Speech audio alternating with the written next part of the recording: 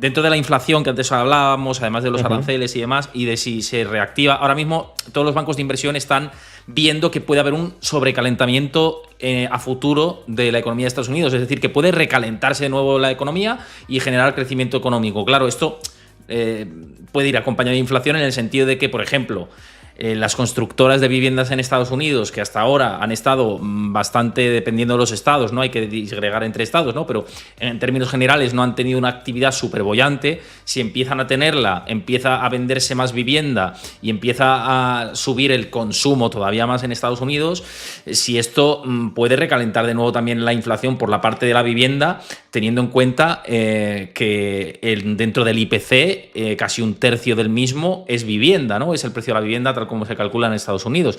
Claro, ese es un dato, un punto que nos debe preocupar o del que tenemos que prestar atención más bien. A ver, ahí va a haber dos tendencias. Una es el recalentamiento posible de la demanda, cuya causa ahora intentaré explicar. Y por otro, las medidas que mencionaba antes de Donald Trump dirigidas a abrir, liberalizar la oferta, que eso es un factor contrarrestante que tiene tendencias más bien de moderación de precios. ¿Por qué se puede recalentar la demanda? Como bien dices, parece que la economía estadounidense se está mostrando muy resistente y está creciendo de nuevo con cierta fortaleza, tal vez por lo que siempre decimos, ¿no? Por la influencia que puede estar desempeñando el altísimo déficit público que tiene el país. Pero bueno, si eso es así, o sea cual sea el motivo, sean los déficits públicos, sea una renovada ola de optimismo en los Estados Unidos y por tanto de aumento de la inversión, lo cierto es que esta fortaleza económica, lo lógico es que vaya de la mano de un incremento de lo que se suele considerar la tasa de interés natural o la tasa, bueno, la Reserva Federal la llama R asterisco, ¿no? La tasa de interés neutral dentro de la economía. Cuando una economía tiene mucha presión para disponer de bienes presentes, sobre todo en forma de inversión, aunque también en forma de consumo, el coste de acceder a esos bienes presentes en términos de bienes futuros aumenta y eso es una subida del tipo de interés de equilibrio, para entendernos. Claro, si la Reserva Federal, o sea, si tenemos, imaginemos que el tipo de interés de equilibrio estaba en el 3,5 y ahora pasa al 4,5. Claro, si la Reserva Federal baja los tipos los deja en el 4 o los baja al 3,5, lo que estará haciendo es colocar tipos de interés por debajo de aquellos que permiten un funcionamiento no recalentado de la economía estadounidense. Es decir, estará inyectando o contribuyendo a inyectar crédito en condiciones artificialmente baratas. De manera que estaría contribuyendo ella misma, a través del mecanismo crediticio, del sistema crediticio, a recalentar aún más la economía estadounidense.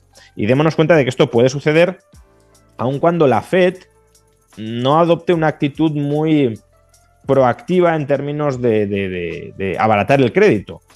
Porque en el ejemplo que he puesto, si el tipo de interés neutral antes era el 3,5 y la Fed termina bajando los tipos de interés suyos al 3,5, uno podría pensar, bueno, pues hemos dejado nuestros tipos de interés al nivel neutral, es decir, estamos en zona correcta. Pero es que si te has subido el neutral y tú no has recalibrado tus modelos para no bajar tanto los tipos como planeabas hacerlo antes, dejarlos en el 3,5 cuando el neutral se te ha ido al 4,5 te está abriendo un gap de un punto en términos de financiación especial demasiado barata, ¿no? Entonces, eso puede ocurrir, por supuesto, si la economía, ya digo, si hay más oportunidades de inversión, si el gasto público vía efecto multiplicador está generando un exceso de gasto agregado, etcétera, y está elevando el tipo de interés de equilibrio dentro de la economía, pues la Fed, a lo mejor siguiendo el mismo camino previsto hace un año, se pasa de estímulo. Yo creo que, vamos, toda esta parte de la vivienda me interesa mucho por eso precisamente, ¿no? Porque además, por el peso y la importancia que tienen en el IPC bueno, el seguimiento que hace la Reserva Federal de todo esto, que no es a través del IPC, es a través del PCE, ¿no? Que es otro indicador, pero bueno, que al final los cálculos y el peso que tiene también el inmobiliario es importante, ¿no? Pero además la vivienda es otro de los temas que siempre tocamos aquí en el canal contigo y me gustaría saber un poco con las últimas actualizaciones que hemos tenido de la vivienda. Ha habido el plan vivienda que ha anunciado aquí en España Pedro Sánchez. Ha habido 12 medidas que ha publicado y que hizo una rueda de prensa el otro día, una comparecencia, y habló de todas ellas. Quería preguntarte tu opinión, si para ti alguna de ellas puede resolver parcialmente o parchear algo el problema de la vivienda, si en realidad es maquillaje puro y no va al grueso del problema que tiene la vivienda en España. Y en general, ¿cómo has visto esta serie de anuncios, ¿no? que ha hecho el gobierno español? Yo creo que es fundamentalmente humo. A ver, no son medidas que en principio vayan a ser contraproducentes respecto al objetivo que busca, que es abaratar la vivienda, porque hay veces que se toman medidas que son contraproducentes. Por ejemplo, si tú subsidias el alquiler, pues entonces estás cebando la demanda y por tanto incrementando todavía más los precios.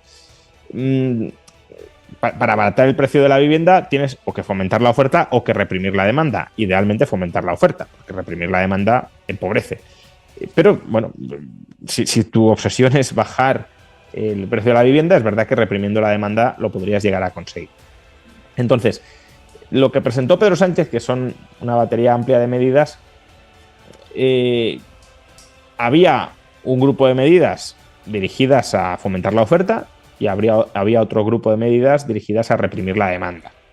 En esta última categoría, pues el impuesto a la compra de vivienda por parte de extranjeros extracomunitarios, el aumento del IVA a los pisos turísticos, la mayor persecución además de los pisos turísticos ilegales, etcétera. Bueno, eso es reprimir la demanda.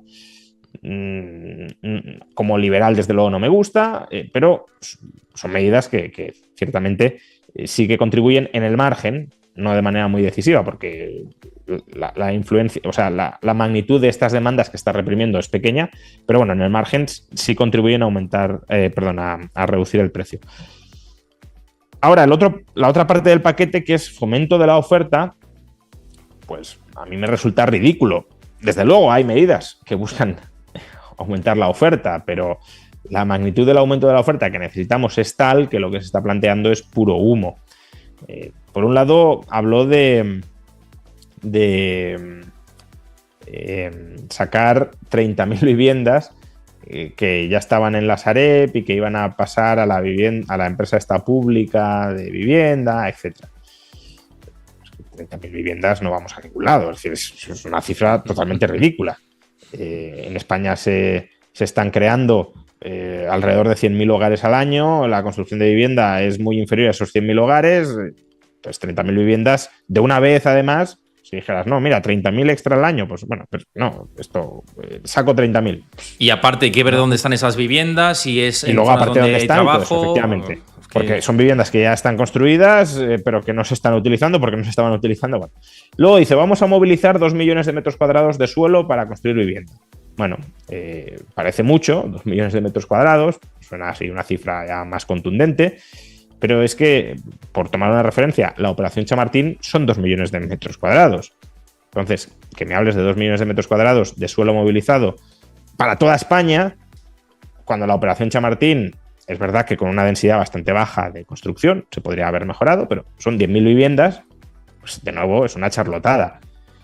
Y luego, pues hay otras medidas que pueden tener cierto sentido, pero que no van, mi expectativa es que no van a servir de nada, como un PERTE para aumentar la productividad de la construcción, lo cual, a ver, si estuviese bien hecho, el problema es que los políticos, el Estado no tiene información para hacer estas cosas bien, pues podría servir, ¿no? Porque uno de los problemas que tiene la industria de la construcción en España y sus altos costes es que la productividad en este sector no ha aumentado. Si consiguiéramos a través del PERTE aumentar la productividad, pues bueno, sería desde luego una buena noticia. No creo que suceda y en todo caso no es una solución inmediata, es una solución para el medio o largo plazo.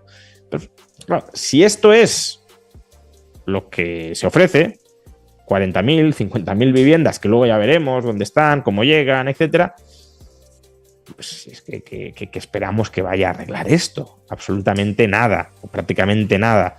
De modo que si esta es la revolución del grave problema de la vivienda que planteaba Pedro Sánchez, es otra tomadura de pelo propagandística. Ya digo, no es que vaya mal orientada, no me gusta ninguna medida o casi ninguna, pero dejando de lado el espíritu liberal que en mi caso, desde mi perspectiva, debería impregnar las medidas, como digo, reconozco que al menos, aunque sean medidas antiliberales, si contribuyen a aumentar algo la oferta y a reprimir algo la demanda, el efecto sobre el precio sí es a la baja, pero es que incluso ese efecto es o va a ser cuantitativamente minúsculo porque son medidas con muy poca relevancia.